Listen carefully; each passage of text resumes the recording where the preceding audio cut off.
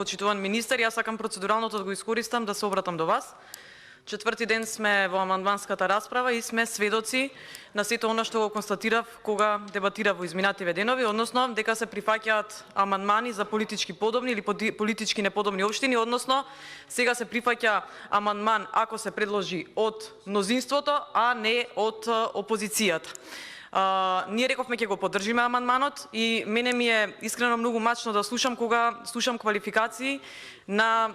наши овдека коментари и дебати, имаме право да го правиме тоа, но ќе ве замолам за овој ден и половина, министер, колку што остануваат, да ги уважувате и нашите предлози, затоа што и од оние општини од каде што доаѓаме ние, всушност живеат граѓани и тие допринесуваат во буџетот на Република Македонија. Значи не се само оние граѓани опфатени, вие сте министер на сите граѓани, не сте министер само на ДУИ или само министер на СДСМ или на било која партија од вашата коалиција, туку на сите граѓани. Така да процедуралното е до вас во тој дух да се продолжи на оваа амандманска расправа, да се прифатат повеќе амандмани, оние што ги предлагаме и ние како опозиција. Благодарам, инаку бесцелно е нашето овдека целодневен ангажман во комисијава, да не ме разберат погрешно, затоа што во името на граѓаните предлагаме, вие во името на граѓаните треба што повеќе амандмани да прифатите, затоа што до сега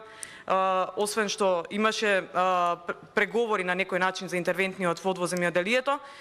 другите па и не ги прифативте амандмани. Ве замолувам во името на граѓаните. Да, повелата